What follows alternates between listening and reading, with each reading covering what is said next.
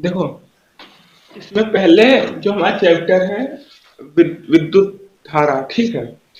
तो इसमें हम पहले समझ लेते हैं इसके मतलब डिफिनेशन कि इसमें विद्युत धारा क्या होता है, विद्युत आवेश क्या होता है। इसमें हमें ज्यादा ध्यान नहीं देना है, बस ये कि समझना आवश्यक है। समझना इसलिए आवश्यक है क्योंकि जो टर्म है, तो कोई भी आगे डेरिवेशन लगाओगे, ठीक है, वो सीधे इसमें यूज होंगे। तो याद भले ही ना करो, लेकिन पता होना बहुत आवश्यक है। तो इसमें ज्यादा समय नहीं बर्बाद करेंगे, बस थोड़ा शॉर्टकट में समझ लेते हैं, ठीक है, जल्दी में।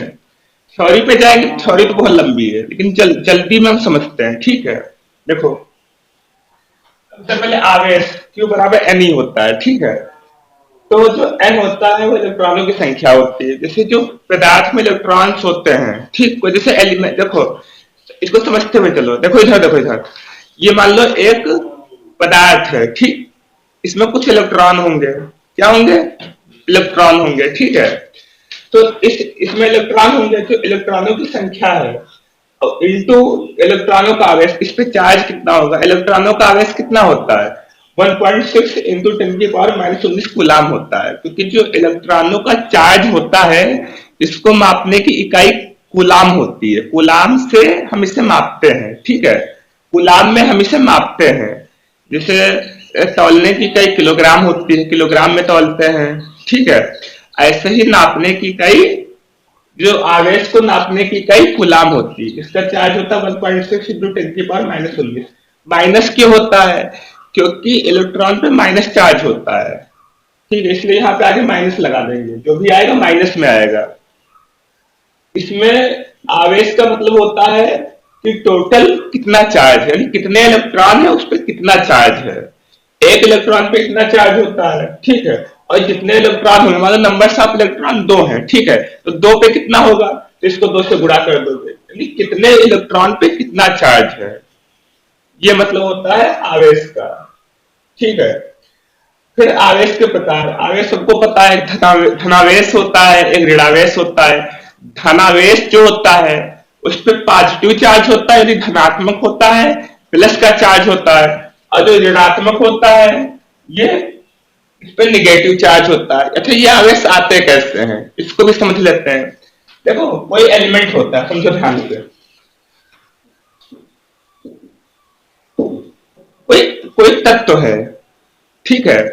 जैसे मान लो ये मार्कर है, ठीक है, ये मार्कर है। इसमें क्या होगा, इसमें इलेक्ट्रॉन भी होंगे, ठीक है, और प्रोटॉन भी होंगे। कुल मिला के देखो, ये कोई एलिमेंट है, जैसे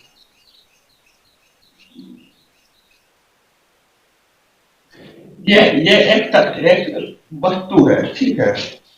ये एक वस्तु है, देखो, जैसे मान लो एक वस्तु है, ठीक है। ये एक वस्तु है, ठीक है। इसमें देखो, जितने प्लस के चार्ज हैं उतने माइनस के हैं। माइनस समझने के लिए मान लेते हैं कि तीन प्लस के, तीन ही माइनस के हैं। ध्यान से समझना, ये प्लस के चार्ज है, ये क्या है, प्रोटॉन है, ठीक है। ये माइनस के चार्ज है, ये इलेक्ट्रॉन है, ठीक है। जो प्लस के चार्ज है ये प्रोटॉन है, जो माइनस के चार्ज है वो इलेक्ट्रॉन है, ठीक है। तो अगर मान लो इसमें से एक इलेक्ट्रॉन, देखो जो प्लस के चार्ज होते हैं इसके एग्जिस्टेंस नहीं होता। हम मान लेते हैं कि माइनस को बैलेंस करने के लिए प्लस के चार्ज होंगे। कोई तत्व है, ठीक है, इस सामान्य अवस्था में है, इसमें कोई चार्ज तो है नहीं। तो जितने माइनस के होंगे उसको प्लस वाले बैलेंस कर रहे होंगे। तो प्लस वाले एक्चुअली में होते नहीं, लेकिन मान लिया जाता है कि इसको बैलेंस कुछ ना कुछ कर रहा होगा, ठीक है। और चार्ज या माइनस प्लस कुछ नहीं होता है, थ्योरेटिकल कॉन्सेप्ट है, समझने के लिए बनाया गया है, ठीक है। देखो, इसमें जितने माइनस चार्ज है उतने प्लस चार्ज है। माइनस वाले क्या है, इलेक्ट्रॉन है। प्लस वाले क्या है, प्रोटॉन है, ठीक है। अब मान लो इसमें एक इलेक्ट्रॉन चला जाए बाहर, ये इलेक्ट्रॉन बाहर चला गया, ठीक है ना। एक इलेक्ट्रॉन बाहर चला गया, एलिमेंट से बाहर निकल गया, किसी भी तरीके से निकल सकता है। इसको गर्म कर दोगे तो निकल जाएगा, या किसी भी तरीके से निकल गया, ठीक है। तो अब तुम बताओ प्लस वाले चार्ज कितने हैं, तीन है ना। और माइनस वाले कितने हैं, दो हैं। तो प्लस चार्ज की संख्या ज्यादा है कि माइनस चार्ज की संख्या ज्यादा है, प्लस चार्ज की संख्या ज्यादा है। तो इसमें प्लस चार्ज आएगा कि नहीं आएगा, बताओ। धनात्मक चार्ज आएगा कि नहीं आएगा, तो प्लस की संख्या ज्यादा है तो फालतू हो गया ना, तो ये प्लस चार्ज इस पे आ जाएगा। यानी हम कह सकते हैं जब इलेक्ट्रॉन निकलेगा यानी इलेक्ट्रॉन की कमी हो जाएगी तब धनात्मक चार्ज आ जाएगा। ठीक है, समझ में आ रहा है?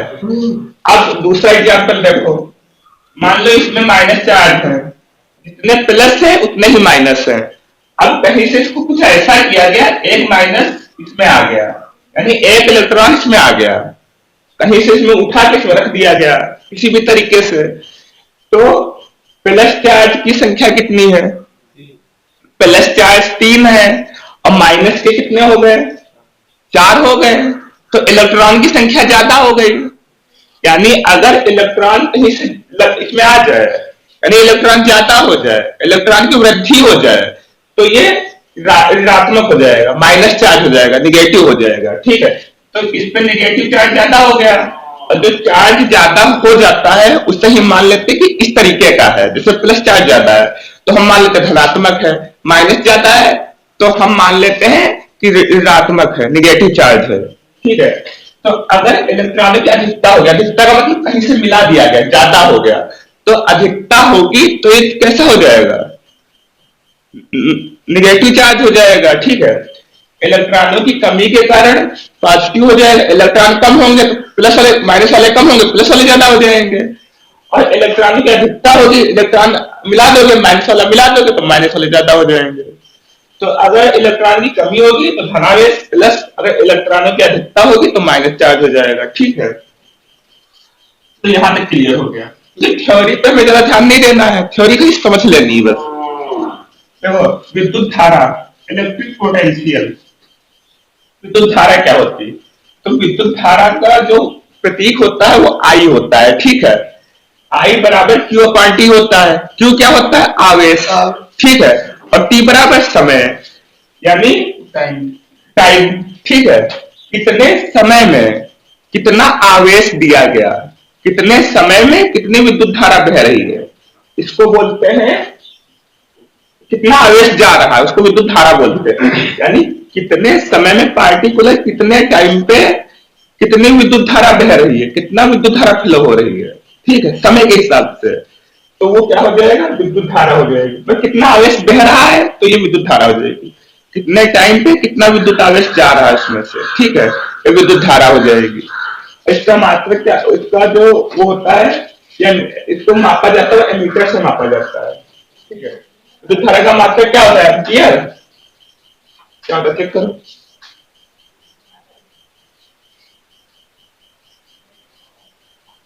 हाँ, एम्पियर होता है। ठीक है, विद्युत धारा का मात्रक एम्पियर होता है। अब विद्युत विभव देखो क्या होता है। विद्युत विभव होता है V बराबर डब्ल्यू अपॉन टी। ठीक है, यानी कोई भी एलिमेंट है, कोई भी पॉइंट चार्ज है, ठीक है, इसको लाने में कितना, कितने समय में कितना कार्य किया गया, ये विद्युत विभव होता है। विद्युत विभव और विद्युत विभवांतर में अंतर होता है। देखो,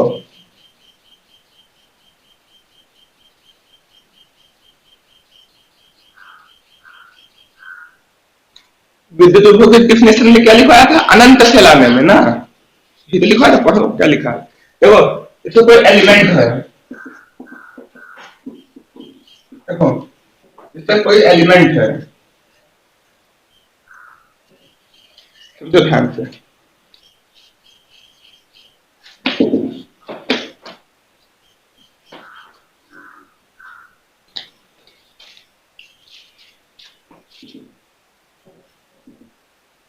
जैसे मान लो यहाँ पे चार्ज है, पॉजिटिव चार्ज है। ठीक है, समझे रहे ना, ये पॉजिटिव चार्ज है। एक यहाँ पे बिंदु है कोई, ठीक है, ये इनफाइनाइट पे, इनफाइनाइट माने बहुत दूर पे, अनंत पे है। ठीक है, अब इसको यहां तक ले जाने में कुछ काम करना पड़ेगा। ठीक है, कुछ काम करना पड़ेगा, और काम करने के लिए काम कैसा करना पड़ेगा? इसको खींचने के लिए चार्ज देना पड़ेगा। जब चार्ज दोगे तो कुछ काम होगा। ठीक है, जैसे मान लो यहाँ पे पॉइंट है, यहाँ पे चार्ज रखा है। ठीक है, इसको इधर लाना है। ठीक है, मान लो प्लस चार्ज है, इसको इधर लाना है। ठीक है, ये भी प्लस है। ठीक है, इनफाइनाइट पे है, तो इसको यहां तक लाने में कुछ आवेश देना होगा, चार्ज देना होगा, कुछ एनर्जी देनी होगी। तो एनर्जी दोगे तो कुछ काम होगा, ठीक है। अब कितने समय में कितना काम हुआ है, यानी अगर टी टाइम पे कितना आगे तक खींचा है, ठीक है। तो वो चीज क्या बोलते हैं उसे, विद्युत धारा, विद्युत विभव बोलते हैं, इनफाइनाइट से। इसकी डेफिनेशन क्या होती है, देखो, एकांक धनावेश को अनंत से, एकांक धनावेश को, ये प्लस चार्ज है, एकांक धनावेश को अनंत से किसी बिंदु तक लाने में किया गया कार्य विद्युत विभव कहलाता है, ठीक है। यानी अनंत से किसी पॉइंट को लाएंगे, ठीक है, उसमें जो एनर्जी खर्च होगी, ताकत खर्च होगी, उसे विद्युत विभव कहेंगे, ठीक है। विद्युत विभवांतर क्या होता है, इसमें ये विद्युत विभवांतर भी इसी के जैसा होता है। ये पॉइंट ए मान लो, ठीक है, ये बी मान लो बी पॉइंट पे पॉजिटिव चार्ज है, ठीक है। इसको तुम्हें यहां तक लाना है इसके पास, ठीक है। तो इसको लाने में जो एनर्जी खर्च होगी वो विद्युत विभवांतर हो जाएगा। यानी एक बिंदु से दूसरे बिंदु से पहले बिंदु तक लाने में किया गया कार्य, एकांक समय में किया गया कार्य विद्युत विभवांतर कहलाता है, ठीक है। तो मान लो बी पॉइंट है, ठीक है, ये यहाँ पे रखा, मतलब यहाँ पे कोई पॉइंट है, वो बी पॉइंट पे रखा हुआ है, ठीक है। ये बी पॉइंट ही है, पॉइंट ही अनंत पे नहीं है, पहले अनंत पे था। विभव में अनंत पे होता है, विभवांतर में फिक्स होते हैं कि इतनी सेंटीमीटर पे है, इतने मीटर पे है, ठीक है। इसको यहां तक लाने में जो काम किया जाएगा वो क्या होगा, विद्युत विभवांतर हो जाएगा, ठीक है। पार्टिकुलर टाइम पे एकांक समय में जितना वर्क लगेगा, जितना काम लगेगा, जितना काम किया जाएगा, वो क्या हो जाएगा, विद्युत विभवांतर हो जाएगा। मात्रा क्या होता है, डब्ल्यू का क्या होता है, जूल गुलाम, तो जूल प्रति गुलाम यानी ओल्ट हो जाएगा, ठीक है। इसको ओल्ट है तो ओल्ट मीटर से नापते हैं, ठीक है। थ्योरी क्लियर हो गई, तो थ्योरी पे ज्यादा हमें ध्यान नहीं देना है, ठीक है, ज्यादा हमें समय बचाना है, और जो क्वेश्चन है अच्छे क्वेश्चनों पे ध्यान देंगे, कॉन्सेप्ट समझेंगे, खाली समझ लो कि ये ऐसे ऐसे होता है बस, ठीक है। एग्जाम में खाली 1-2 नंबर की आती है, पढ़ोगे, रिवीजन करोगे, वो तैयार हो जाएगा, ठीक है। पता चले कि दो दिन थ्योरी बता दें तो इससे कोई फायदा होने वाला नहीं, थ्योरी जाएंगे तो बहुत गहराई चले जाएंगे, ठीक है। देखो देखो ओम का नियम क्या होता है, ठीक है। ओम के नियम में ये बात बताई गई, यदि किसी ध्यान से समझना, यदि किसी चालक की भौतिक अवस्थाएं जैसे ताप दाब तथा जैसे जैसे ताप तथा दाब, भौतिक अवस्था क्या होती है, टेम्परेचर होता है, वो भौतिक होता है, ठीक है। दाब प्रेशर वो भौतिक होता है, ठीक है। ताप दाब नियत रहे यानी बदले ना, ठीक है। ऐसा नहीं कि टेम्परेचर बहुत ज्यादा कर दो, ठीक है। इस अगर टेम्परेचर ज्यादा कर दोगे तो वो ओम का नियम फॉलो नहीं होगा, ठीक है। अगर टेम्परेचर ज्यादा हो जाएगा तो ओम का नियम फॉलो नहीं होगा। प्रेशर फिक्स रहना चाहिए, ठीक है, टेम्परेचर भी फिक्स रहना चाहिए। जैसे मान लो किसी कोई पदार्थ है, ठीक है, उसको तुमने बहुत ज्यादा गला दिया, मेल्ट कर दिया, गल गया, तो वो तो गड़बड़ हो गई ना। दाब ज्यादा डाल दिया, वो टूट गया, तो उसमें तो उनका नियम फॉलो नहीं होगा, ठीक है। तो उन्होंने ये बताया था, अगर ताप तथा दाब भौतिक अवस्थाएं नियत रहती है, कांस्टेंट रहती है, ठीक है, तो उसमें क्या होता है, उसमें जो बहने वाली धारा है आई, ठीक है, जो विद्युत विद्युत धारा है आई, ठीक है, ये जो ए से बी सिरे के बीच विभवांतर है, ठीक है, विद्युत विभव, इसके अनुक्रमानुपाती होता है। फिर से समझो, देखो समझा, देखो, यदि किसी चालक की भौतिक अवस्थाएं जैसे ताप तथा दाब नियत रहती हैं, ठीक है, तो चालक में बहने वाली धारा चालक के सिरों के विभवांतर के अनुक्रमानुपाती होती है, ठीक है। तो अनुक्रमानुपाती का मतलब ये होता है, देखो इधर, अगर विभवांतर को बढ़ा देंगे तो ये भी बढ़ जाएगा, एक के बढ़ाने पे दूसरा अपने आप बढ़ जाए तो अनुक्रमानुपाती होता है, ठीक है। इसके बढ़ाने पे ये कम हो जाए तो व्यतिक्रमानुपाती होता है, यानी इसका उल्टा हो जाएगा, ठीक है। अनुक्रमानुपाती का मतलब ये होता है इसके बढ़ाने पे ये अपने आप ऑटोमेटिक ज्यादा हो जाए, ठीक है। तो मतलब अब बी जो है, बी अनुक्रमानुपाती आई होगा, ठीक है। तो देखो अनुक्रमानुपाती का निशान हटेगा, ठीक है। तो V equal to I R हो जाएगा। तो आर क्या, आर कांस्टेंट है, आर को प्रतिरोध भी बोलते हैं, ठीक है। आर को क्या बोलते हैं, प्रतिरोध बोलते हैं। आर क्या है, इसको रेजिस्टेंस बोलते हैं, क्या बोलते हैं, हिंदी में लिख लो प्रतिरोध। अब समझो इसका मतलब क्या होता है, इसको समझा दे अच्छे से। देखो जैसे मान लो ये एक वायर है, एक तार है, ठीक है। यहाँ पे ए बिंदु है, ठीक है, यहाँ पे बी है, बीच में रेजिस्टेंस लगा हुआ है, यही प्रतिरोध होता है। प्रतिरोध क्या होता है, भी समझा रहे हैं, ठीक है। तो ए और बीच का जो विभवांतर है ये बी है, यहाँ से यहाँ तक है। इसको ऐसे कर लेते हैं,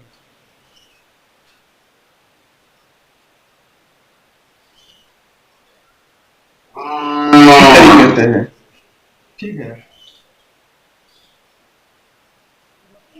ये आई है, यहाँ भी आई ही मिलेगी, तो यहाँ आई है तो यहाँ भी आई मिलेगी, ठीक है। तो मतलब ये जो रेजिस्टेंस है इस पे धारा दी गई, ठीक है, इस पे धारा दी गई, करंट दिया गया।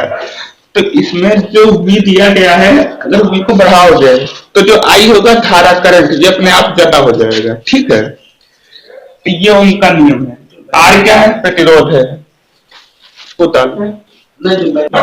मतलब कुल मिला के बात ये है कि जो धारा है जो विभवांतर है, विभवांतर को बढ़ाओगे तो धारा अपने आप ज्यादा हो जाएगी, ठीक है। ये उतार लो, ये उनका नियम है।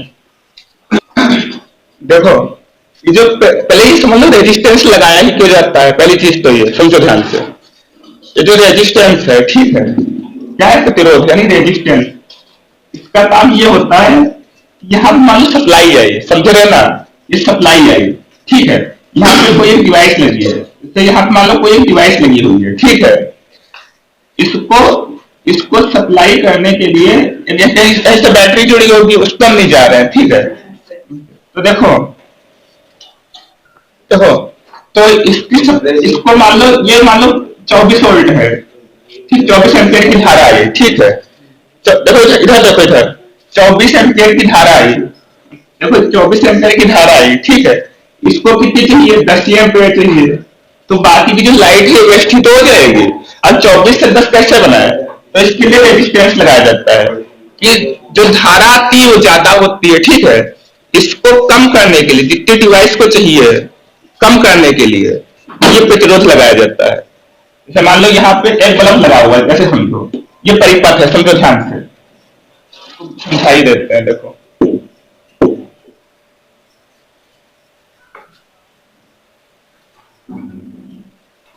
मान लो ये रेजिस्टेंस है, ठीक है,